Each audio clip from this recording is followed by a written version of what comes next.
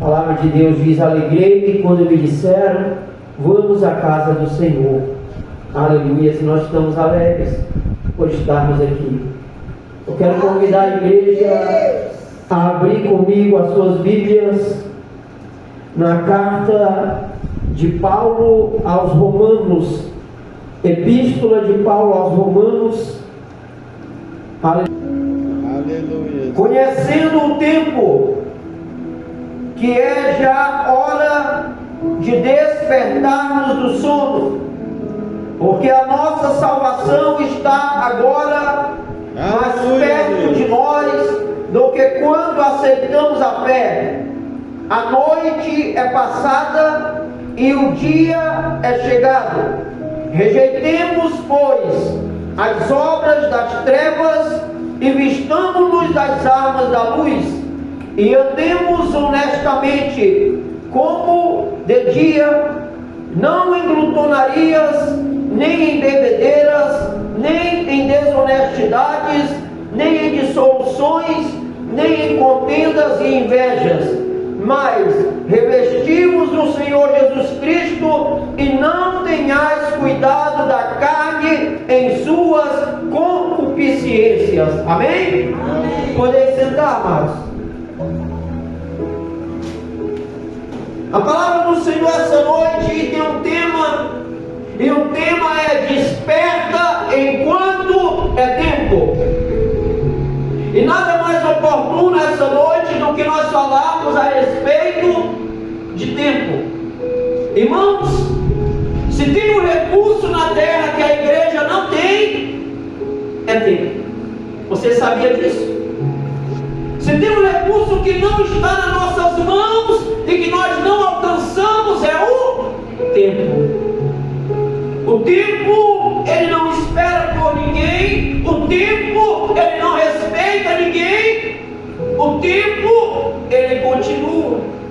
E aquele que não sabe administrar o seu tempo, como nós costumamos dizer, perde tempo. Lá em Apocalipse capítulo 4, versículo 4, a Bíblia relata que quando João tem a visão, ele vê ali diante do trono do Senhor 24 anciões que tinham 24 coroas e estavam em 24 tronos.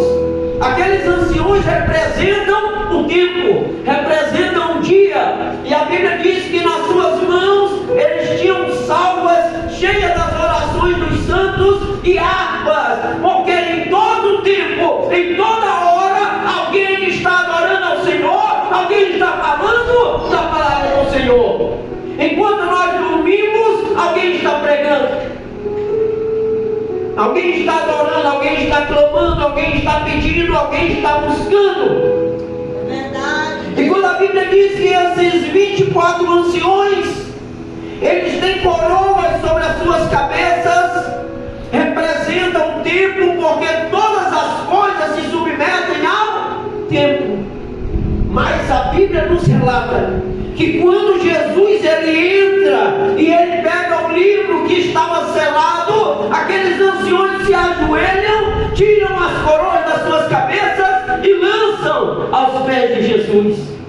E diz: eis o Cordeiro que estava morto e reviveu, o que era, o que é e o que há de vir. Aleluia. Por que, igreja? Porque Jesus está acima do tempo. O nosso Deus, o próprio tempo, se submete a Ele. Aleluia. O nosso Deus é tão poderoso. Jesus ele diz em Isaías 43:13: ainda antes que houvesse dia, eu sou, e não há quem possa fazer escapar das minhas mãos. Agindo eu, quem impedirá? Aleluia. Então, quando nós servimos ao Deus que é o dono do tempo, quando nós empregamos o nosso tempo a esse Deus, tenho certeza de uma coisa: todas as coisas cooperam para o teu bem e para o teu crescimento. Ainda que seja doloroso, ainda que seja difícil, está cooperando para o teu crescimento, está cooperando para o teu amadurecimento, está cooperando para que você vencer o edifício. A Bíblia mesmo diz: aquele que começou a boa obra irá concluí-la até, aleluia, a vinda do nosso Senhor Jesus Cristo. 1 Coríntios, aleluia, porque dentro do tempo, dentro desse conceito de tempo e dentro da administração do tempo, existe uma coisa para nós chamada prioridade. E o que isso quer dizer, pastor? Com o que nós temos gastado o nosso tempo. Eu não digo tempo de trabalho, eu não digo tempo que você tem que estar prestando serviço a alguém, mas eu digo tempo livre, eu digo o tempo que nós temos para lazer, o tempo que nós temos para dormir, o tempo que nós fazemos dele aquilo que nós quisermos. O que nós temos feito com esse tempo? Nós temos navegado na internet, nós temos assistindo vídeos do Pauai, nós temos conversado no WhatsApp. O que nós temos feito? Porque é um tempo que nós não podemos desperdiçar, porque nós não temos mais esse tempo. Aleluia. Sabe, quando Paulo ele começa a dizer, que ele diz: olha, o dia vem nascendo, o dia é chegado, ele está se referindo ao começo da igreja, ele está se referindo a um novo dia na história da humanidade, o dia de salvação, o dia aceitável do Senhor. Mas agora nós precisamos conhecer o tempo como Paulo conheceu lá, e entender que o tempo que nós vivemos agora já não é mais dia, pastor.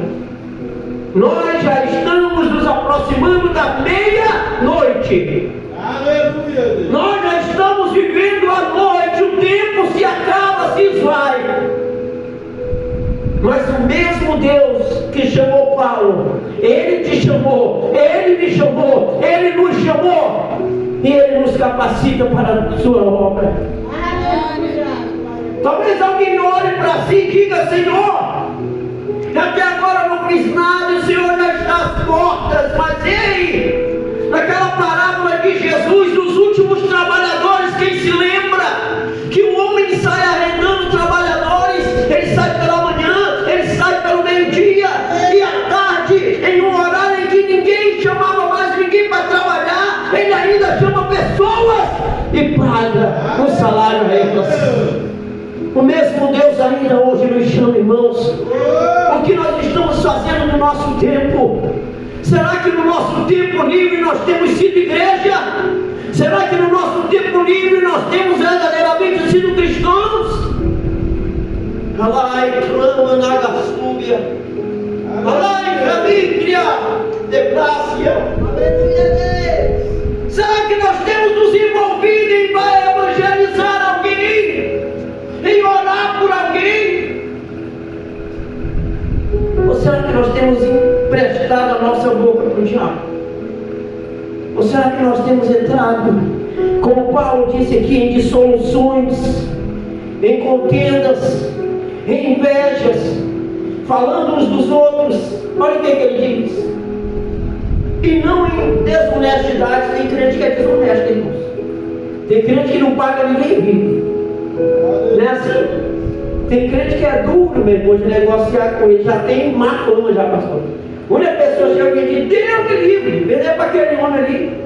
Eu já vi pessoas dizer: eu não vendo para crente. Misericórdia, irmãos. E ele diz aqui: olha, não em desonestidades, nem em dissoluções, nem em contendas e inveja, mas revestimos do Senhor Jesus Cristo e não tenhais cuidado da carne nas suas concupiscências. Paulo, escrevendo a sua primeira carta aos Coríntios, aleluia, no capítulo de número 7, e versículo 31, ele vai nos dizer assim, ó. Eu vou começar aqui do 29.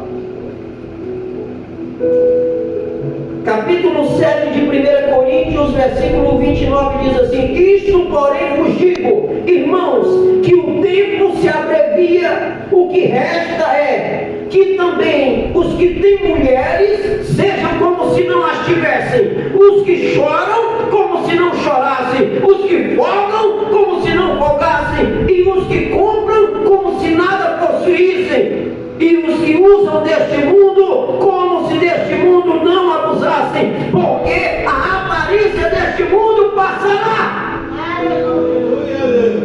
O que Paulo está dizendo? Nós vivemos num sistema, mas nós não somos do sistema.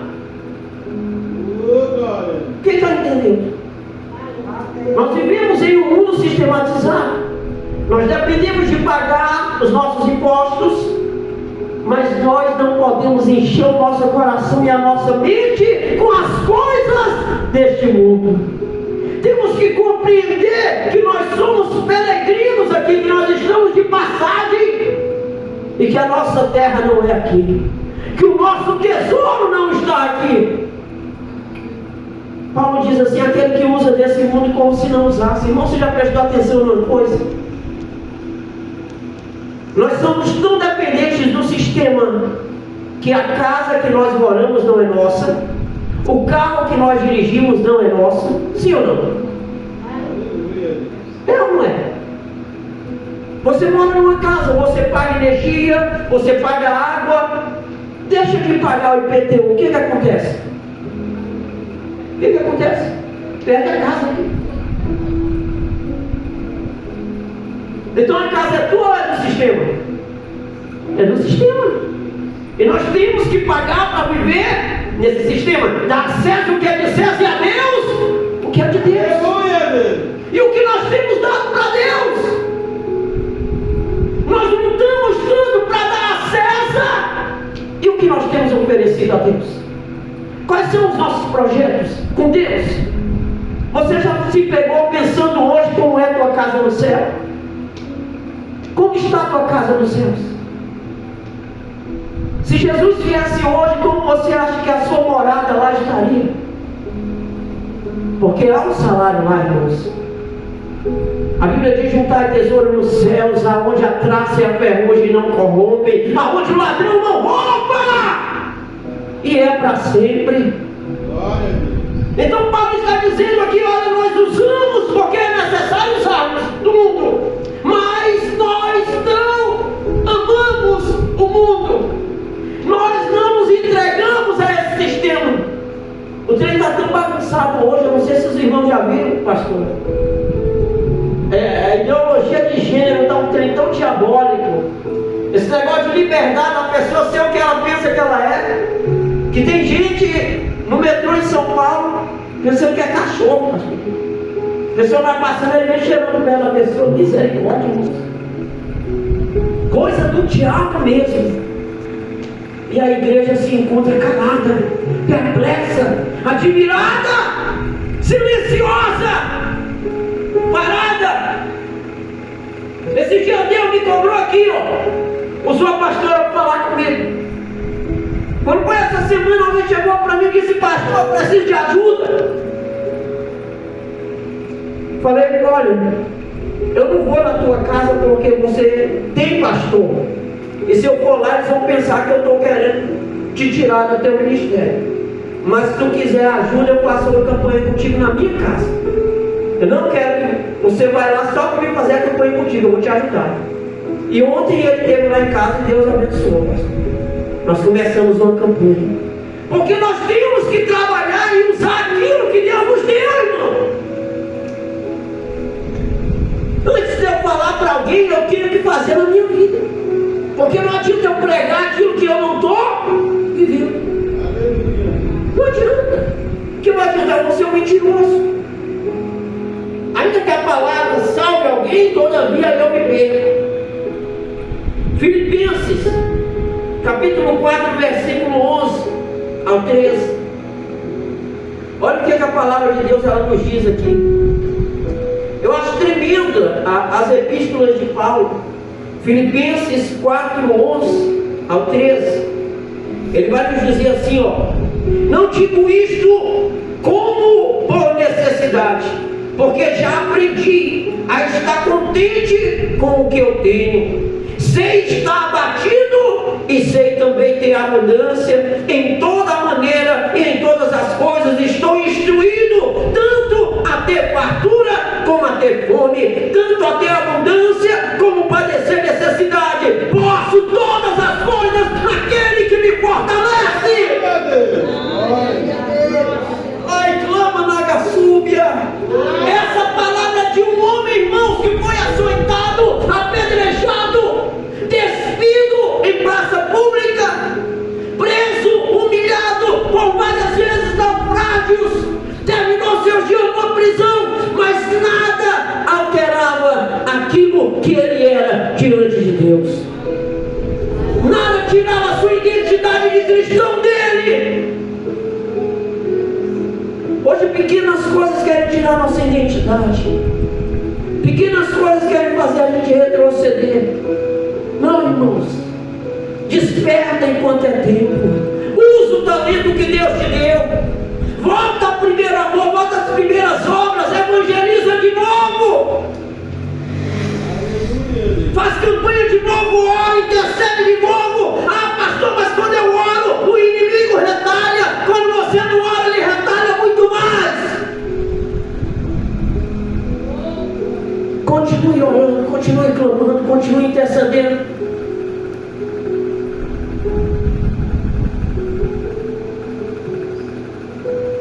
Aleluia. Eu acho linda essa passagem. Ele diz: mas eu posso todas as coisas naquele que me fortalece. As prioridades de Paulo não eram. Paulo tinha cidadania romana, irmãos. Paulo era um cara privilegiado nisso. E alguns dizem que Paulo era rico. Ele não era rico. Ele era um homem trabalhador, ele era um homem sábio, entendido. Aleluias. Do judaísmo. Mas ele nasceu em uma província romana. É como alguém que sai daqui do Brasil e tem um filho nos Estados Unidos. Aquela criança passa a ter cidadania americana, não é assim? Assim também os pais de Paulo, eles foram para um lugar chamado Tarso, e ali Paulo nasceu. Mas os pais deles eram judeus. Ele nasce ali, ele tem dupla cidadania. Ele tem cidadania judaica e cidadania romana. Então aonde Paulo chegava, ele tinha que ser respeitado, porque ele tinha cidadania romana. E isso facilitou muitas coisas na vida de Paulo. Mas Paulo não se agarrava a isso. Não. O negócio de Paulo era pregar o Evangelho do Senhor. Aflições. Depois das prioridades, quando nós priorizamos o Senhor, vem as aflições. Sim ou não? Será que existe um povo mais aflito agora existindo do que a igreja, pastor, na terra? E eu estou falando da verdadeira igreja, aqueles que são igreja. Eu não estou falando daqueles que estão com o mundo abraçado, que do jeito que tocar ele dança, não. Eu estou falando quem é crente, que está vendo as coisas acontecer e está se preocupando. Esses estão aflitos. Porque tem muitos irmãos, infelizmente, que só olham para dinheiro, posição e status.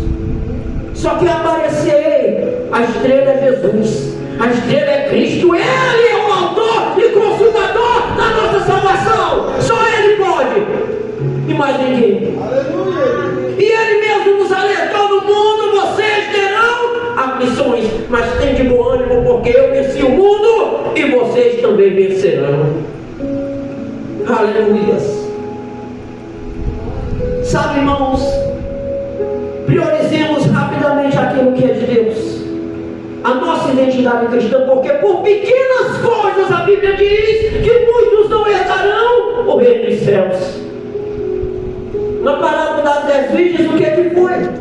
As 10 eram virgens, as 10 eram puras, as 10 se preparavam, as 10 estavam ornamentadas com suas vestes brancas, mas faltou água para 5 delas. Aleluia. Nesse tempo agora a candeia se apaga, nesse tempo agora a escuridão envolve, mas a igreja verdadeira, ela não apaga a sua luz, ela permanece como luz no meio das trevas, e ela vai adiante para encontrar com o noivo. Levanta-te e resplandece, porque já vem a tua luz e a glória do Senhor, ela vem nascendo sobre ti, e as nações andarão no resplendor da luz que te nasceu. Aleluia, Deus. Andai, clama, nada, Aleluia.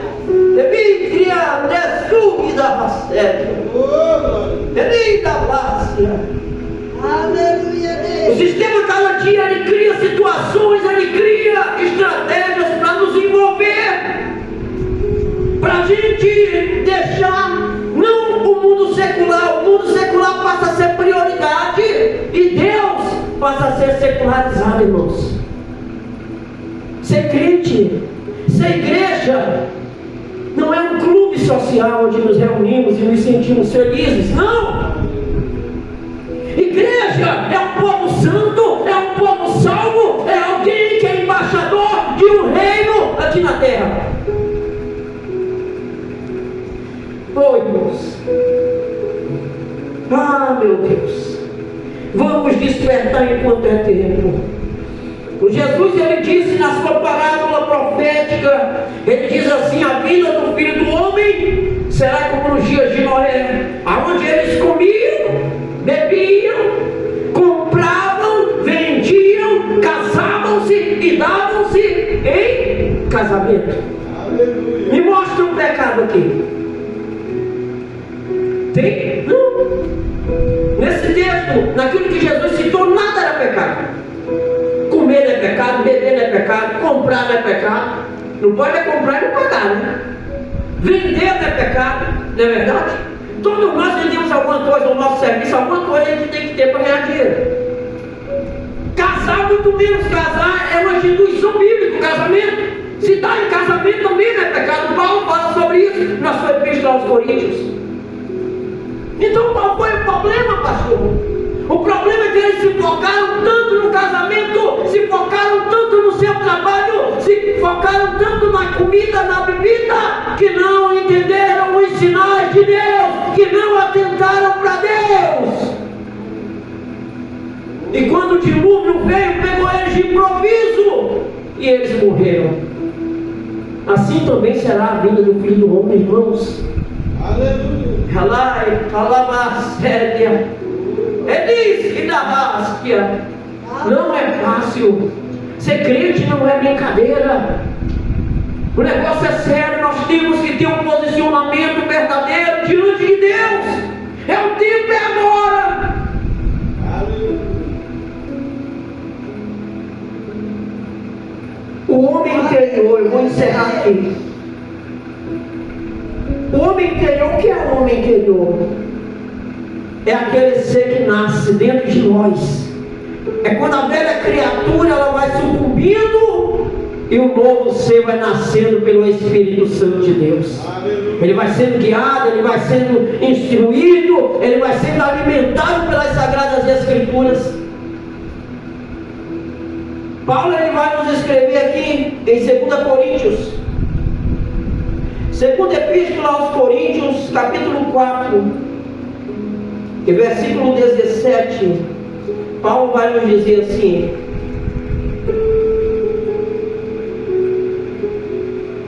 vou ler do 16. Por isso não desfalecemos, mas ainda que o nosso homem exterior se corrompa, o interior contudo se renova de dia em dia. Porque a nossa leve e momentânea tribulação produz para nós um peso de glória muito excelente. Mas pensa num homem desse falar, nossa leve e momentânea tribulação. A nossa pode até ser, mas a dele não era não. Nem leve nem momentânea. Mas eles eram tão cheios do Espírito Santo, eles eram os homens que o seu exterior era arrebentado, eram homens que tinham sido açoitados, carregavam em suas costas a marca dos açoites. A Bíblia diz, os historiadores dizem que Paulo, ele manquejava desde que ele caiu no cavalo. Paulo tinha problemas de saúde, o homem exterior se corrompia, mas o interior a cada dia se renovava. Aleluia. Aleluia, Deus. Pedro era tão cheio que no dia que prenderam ele dizendo: vamos te matar amanhã.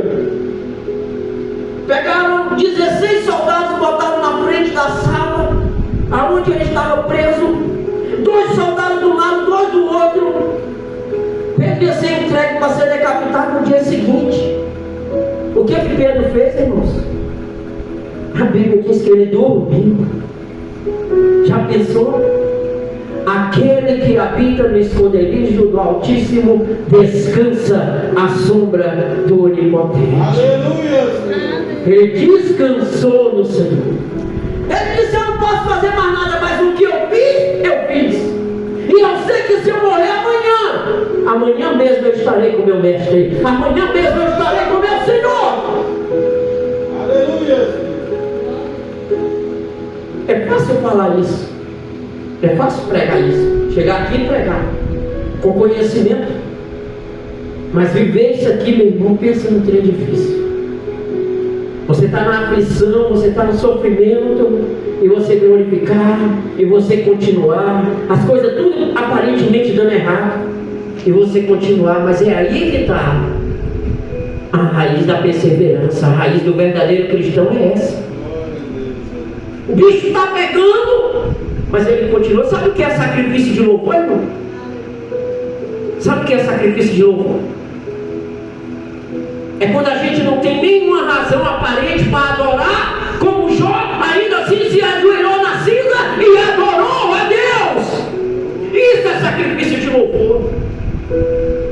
É quando aparentemente nós não temos nenhuma razão para adorar, mas nós estamos adorando. Nós estamos sacrificando para adorar a Deus. Sabe aquele glória assim, gemido, oh glória. Mas é tão bom. Às vezes a gente chega no culto, né, irmãos, carregado, tanto problema em casa. Aí chega no culto, aí vai dando glória, aí vai louvando a Deus, aleluia, glória a Deus. O Espírito Santo vai descendo, vai trazendo consolo, vai confortando a nossa alma, vai nos envolvendo, e a gente sai renovado da casa do Senhor. Por isso o salmista dizia: alegrei-me quando me disseram, vamos à casa do Senhor. Encerrando agora Hebreus, capítulo de número 13 e versículo 20. Eu vou encerrar agora. Ele diz assim: ora, e o Deus de paz, que pelo sangue do concerto eterno tornou a trazer dos mortos ao nosso Senhor Jesus Cristo, grande pastor das ovelhas, vos aperfeiçoe em toda boa obra, para fazer de a sua vontade, operando em vós o que perante Ele é agradável por Cristo Jesus, a qual seja glória para todos sempre. Amém. Quantos podem dizer amém? Amém. Glória a Deus. Que o Deus de paz, que pelo concerto eterno nos deu Jesus para a nossa salvação, eu declaro em nome de Jesus, assim como Paulo declarou, que Ele vai continuar aperfeiçoando a nossa vida. Ele vai continuar refinando o ouro. Ele vai continuar transformando a história, até nós estarmos na posição que Ele quer. Que Cristo Jesus abençoe a igreja. Agradeço ao pastor pela oportunidade. Em nome de Jesus. Amém.